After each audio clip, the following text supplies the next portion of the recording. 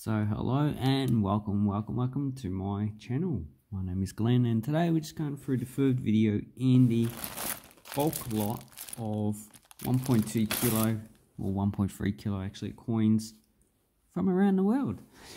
And one thing I'd like to say is that when you go shopping and you use coins, so in Australia, we use these coins, 50-cent coins. In 100 years, these are not going to be used. Probably also the dollar coin because inflation. So in the past, when we had silver coins, the currency was pretty stable and it usually only decreased when they actually reduced the silver content. But because we've just got, this is called fiat money. All this is fiat money, has no real intrinsic value to it. The metal content is also lower for most of the coins than its face value. So let's have a look at the first coin. And this is a German 10 Pfennig from 1950, so the first year of Bundesrepublik Deutschland. Worth about 10 cents. F is Stuttgart, I think. I never can remember German mint marks. Stuttgart or Karlsruhe, so one of those in Baden-Württemberg, and pretty much just face value. You can still exchange these at the German Bundesbank, so they're still, well, you can't spend them, not legal tender. You can still change them for roughly about 5 euro cents.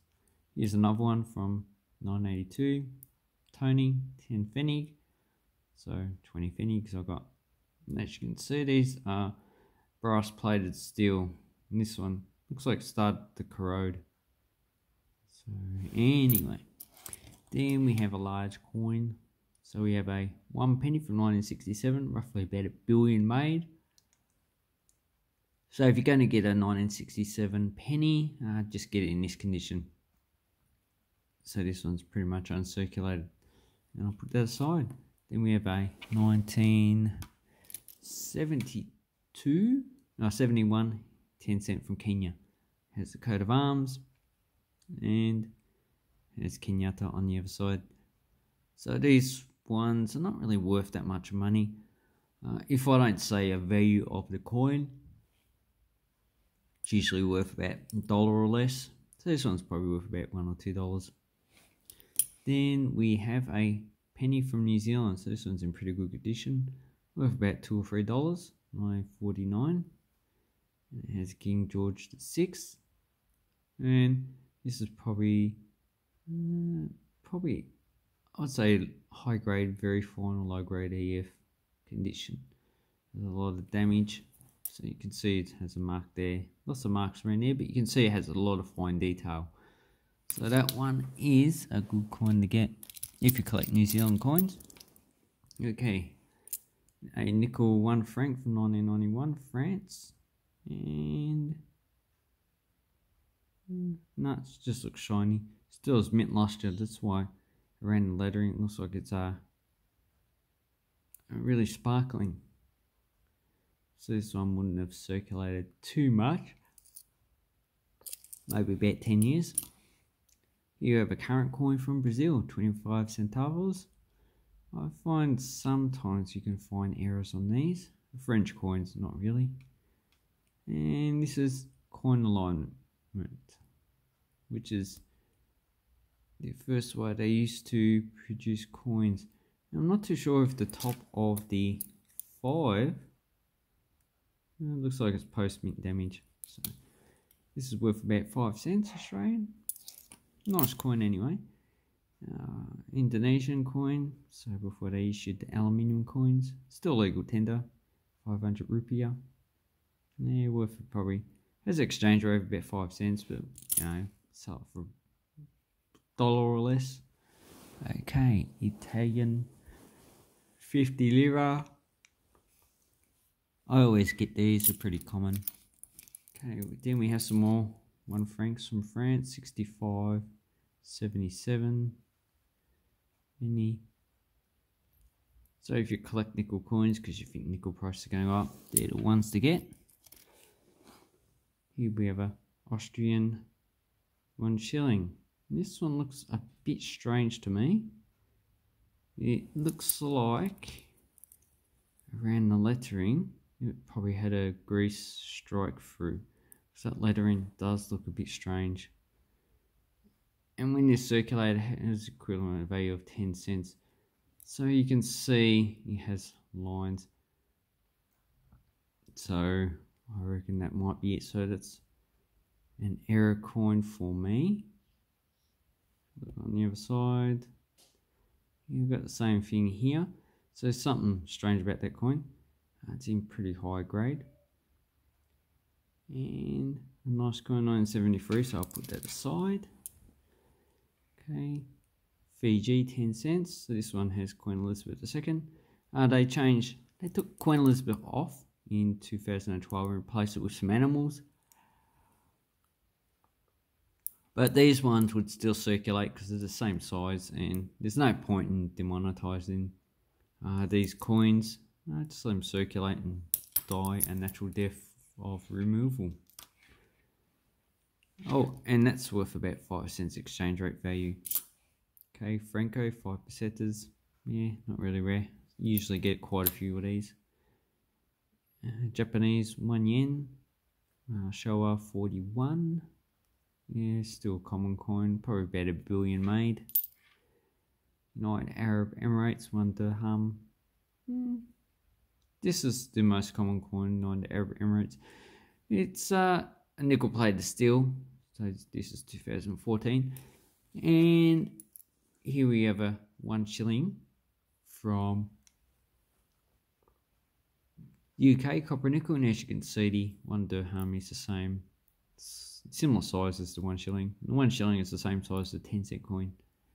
So 1957, and this one is the English 1 shilling instead of the Scottish one. Okay, let's have a look. So we've got some more Spanish coins. Yep. So we've got a 1 and 5 peseta, and these ones are. So this one is, if you look at the stars, 53, 1971, and they both have Franco on it. So here's Dictator. Okay, got 2 Indonesian coins, or 25 rupiahs. These are the size of a 5 cent. There's a nice beautiful bird on it. Very common. And 1971, I think there was about 1 billion of these minted. So you should, if you're going to get these coins, get them in this condition.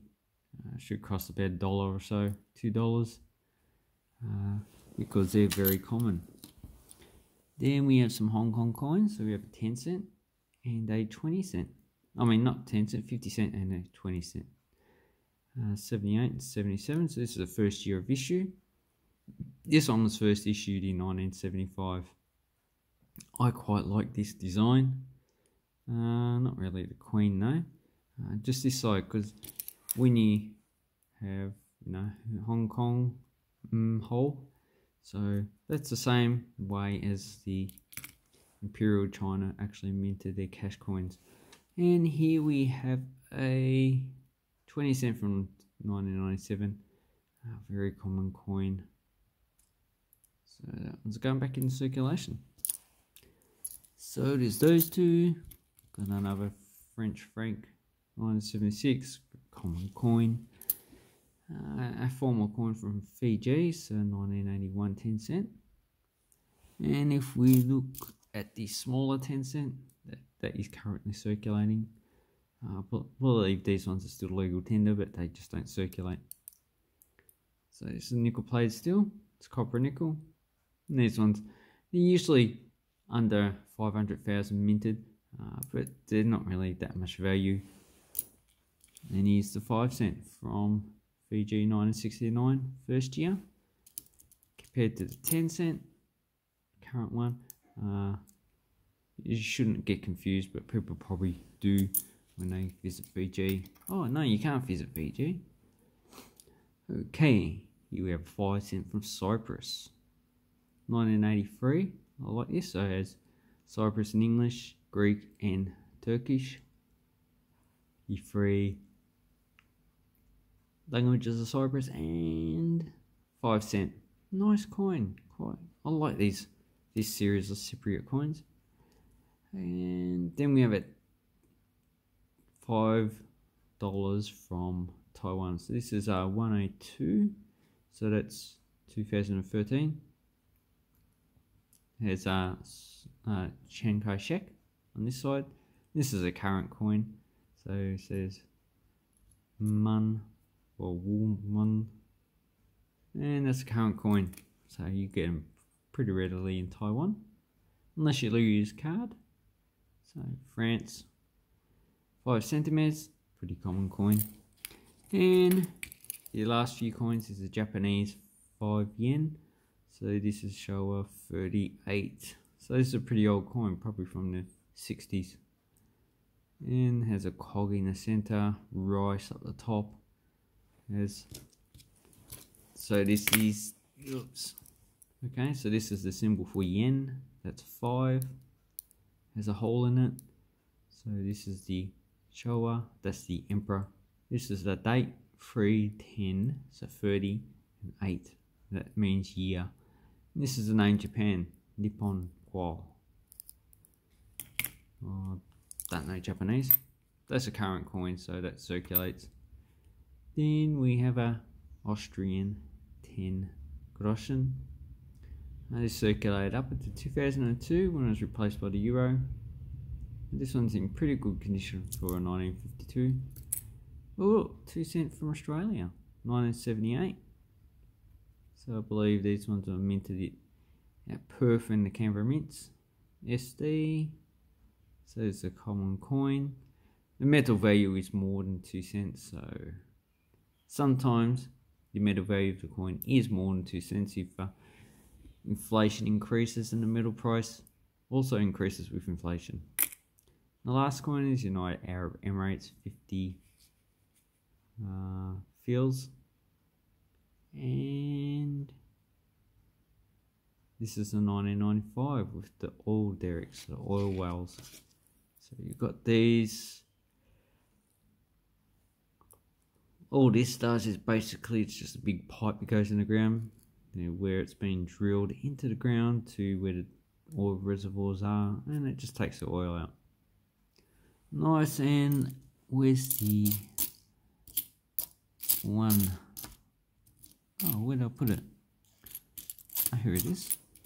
So these are both current coins, so 50 and 1 dirham.